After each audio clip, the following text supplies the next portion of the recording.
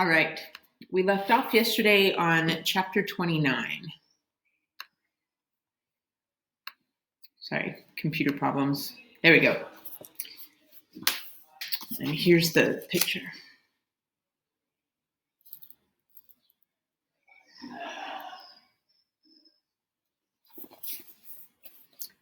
Shh! A voice whispered in Pinmai's ear. Pinmai swallowed her yelp of surprise and whipped her head to look around into familiar eyes. It was Yana. What are you doing here? Yishan whispered fiercely. Pinmai could only stare. Yana looked nothing like she had earlier. She was no longer wearing her servant's dress. Instead, her clothes were all black. Her hair was hidden on top of her head with a tightly knotted cloth. Me? Yana whispered back with incredulous amusement. What about you two? Why are you trying to sneak into the commander's tent? Commander's tent? Pinmai said. She looked at the tent and at the ice butterflies, and the ice butterflies in her stomach froze together into a crushing boulder. Anybody know that feeling when you're kind of like nervous or scared, where you feel like you have butterflies that solidify into like a big boulder in your tummy? I feel like I can relate to that. Well, we thought the tent was. We're looking for a prisoner, and the emperor. We thought. Yana's smile disappeared. I was looking for prisoners too, she said, her face sad. They aren't here. The emperor has sent them off to the vast wall already. Who are you looking for? Yishan asked. Your father? No, Yana shook her head. I'm here for the king. I'm looking for the king's son. His son? Both Pinmai and Yishan said in unison, and Yana quickly hushed them. Shh, yes, the king sent him into hiding in a village north of here, Yana said. It was that village where the emperor collected his latest workers. Oh, which is why the queen was crying when we came, Pinmai realized. His son and the people who hid him must be close friends, the king was referring to when he had spoken with Lady Mang. Suddenly, she understood the king's ashen face and stricken eyes.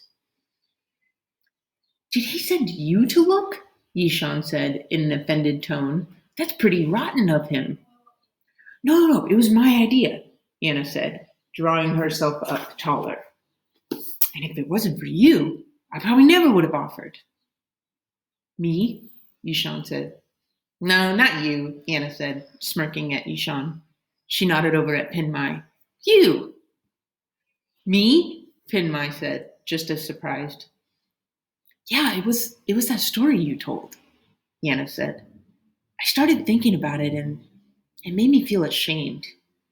I'd been working for the king all this time, hoping that someday he could help my father, but I never thought about what I could do to help him. That story made me realize the king might be just as worried about his son as I am about my father. So you volunteered to run in the middle of the night into a soldier's camp? Yishan shook his head. Well, at least I am disguised, Yana shot back. I could see your hat with my eyes closed. Besides, if it weren't for me, you'd be crawling on top of the commander right now. Shh, Pinmai warned. Too late. A sword blade stabbed through the tent fabric, and the rip tore apart the quiet that had blanketed the entire camp. Who's there? Shouted the commander. Chapter 30. This picture gives us quite a clue about what's to come.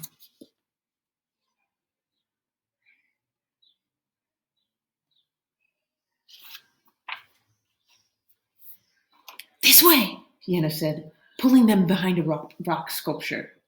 The camp was suddenly alive and swarming, throngs of men starting to swell together like boils of a plague. I'll go first, Yana said. I'll lead them toward the main palace. Then you two go the other way. You'd best get your lady friend and leave right away. Get out of the city of bright moonlight as fast as you can. It won't take long for the emperor to find out you're here now." "You're going to lead them away?" Pinmai gasped. "Yenna, you can't." "Don't worry about me," Yenna said. "Once they find out that there were strangers here, they won't suspect me at all. I'm just going to have to get someplace to change clothes." But, Pinmai stuttered. She looked at Yishan, who was strangely quiet. "But, just remember, no one crosses to the western side of the walkway," Yenna instructed. "No matter what you do, stay on this side. Do not cross the walkway." A bellow from the camp howled toward them, and they looked at one another. "Take care of yourselves out there," Yenna said, her crooked smile returning. Her eyes met Pinmai's, and suddenly, Pinmai felt like they were friends. "Make sure you put me in a story one day." And then she was off. Pinmai watched as Yenna hollered, and the soldiers began to chase her, a single figure in the night, like a rabbit being chased by wolves. "She'll be okay," Yishan said. "We're the ones in trouble. Yenna's right. We better get out of here." He took off his hat and shoved it into his bag. Pinmai took a deep breath, and together they began to run. The snow of the uncleared ground patted their footsteps, but nothing could muffle the pounding inside of Pinmai. They passed a tent, then another. Pinmai could see the covered path of the long walkway. Behind them yelled a voice. "Over there!" the voice shouted, cutting into the night air as well as Pinmai's chest. "That way!" Stomps and shouts clattered closer behind them. They were steps from the long walkway, but how would they ever make it all the way back? Pinmai's feet slipped and stumbled as she tried to run even more quickly. "Faster," she told herself, "faster." But the thunder behind them only grew louder and louder and louder, like an inescapable storm. Yishan turned his head to look at Pinmai, but his eyes widened at what he saw instead. The soldiers were right there. They were like a pack of mad dogs, their torches flickering like demonic eyes and their swords glittering like sharp teeth. "Children!" one of the soldiers spat with disgust. "Come here, you brats!" He leaped, and his hand clawed the cold wind between them. Annoyed, he snarled, and the group of men behind him echoed his growls like hungry beasts. He lunged again, grabbing the sleeve of Pinmai's coat.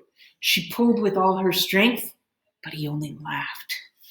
"Ha ha! You're not getting away," the soldier said, in a tone that would have been mocking if it weren't so vicious. He began to drag her to him. Pinmai screamed. Then she felt Yishan pull her. He jerked her from the soldier with such force it threw her to the ground. When she looked up, breathless, Yishan was standing like a mountain between her and the crowd of soldiers.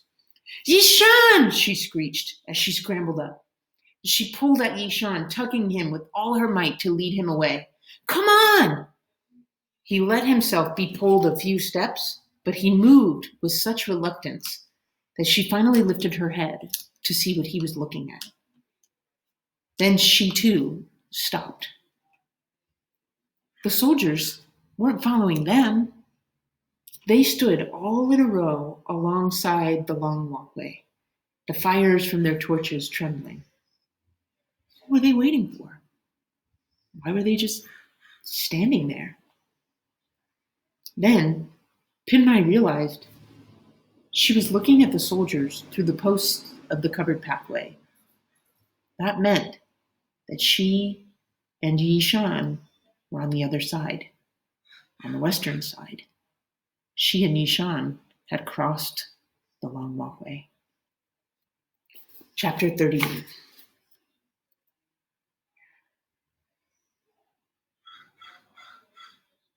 Look at that view. You see those soldiers through there?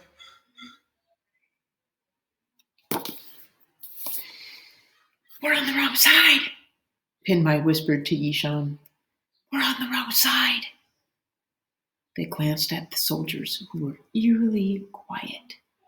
And behind those soldiers, another row of men formed. But no one dared to cross the walkway. Instead, the soldiers simply stood, flanking the corridor, all silently staring at them. We shouldn't be here, Pinmai said, her voice still an urgent whisper. She began to tremble. Yana told us not to cross the walkway. Too late, Yishan said grimly. He looked at her and she saw that he too was disturbed. What do we do? The bleak faces of the soldiers watching them frightened her even more than being chased. Their eyes were fixed on them as if she and Yishan were ghosts. Let's go somewhere so we don't have to see them looking at us at least, she said, and Yishan nodded. They turned and walked into the garden, choosing a tree-covered footpath that would hide them from view. Round lanterns lit the zigzagging walkway, their glowing circles echoing the full moon above. The constellations glittered in the black sky, a star streaking across it like a shimmering loose thread. Anybody else ever seen a shooting star before? Couple people? Beacon fire, Yishan whispered, watching the shooting star with surprising intensity. What? Pinmai asked. What beacon? Oh, it's just a constellation, I suddenly remembered, Yishan said. And Pinmai saw his self-assurance had returned. In fact, he looked strangely confident. He looked around at the garden. This place is big. Pinmai nodded, but she was still shaking. They walked on. The branches above created a canopy patched with dark swatches of the sky, embroidered with the stars and falling snow. What were they going to do? Would they get out of here? How could they save Amma now? And this shows them in the garden with the snow and the lanterns. It's beautiful. Looks cold, doesn't it?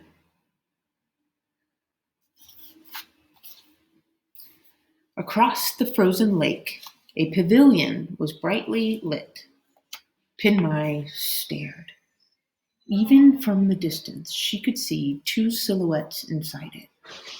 She gripped Yishan's arm. That's the Emperor and the King, Pinmai hissed. Yishan squinted. It looks like they're just talking, he said. I wonder what they're talking about. Pinmai continued to stare, the small figures like two stitches of embroidery thread on a vast tapestry. Could they be talking about Amma? Or maybe the luminous stone? And the king, they never got to ask the king about the dragon's pearl. Maybe. Should we try to find out? She squeaked. Was she crazy? But this might be their only chance. She placed her hand on her chest, letting her heart beat against the stone of Amma's bracelet. Good idea, Yishan said, nodding. We're going to be killed for being on the wrong side of the walkway, so we might as well make it worth it. Pinmai gulped. Still, she stepped forward and led Yishan onto the path with the silent and skilled stealth of a mouse. All right, chapter 32. This one is again, if you can see, it's like written in italics compared to the other chapters. And in the past, these chapters have been really short and they've been about the black turtle. But I don't fully understand how these fit into the rest of the story yet, and I'm assuming eventually we will. Chapter 32.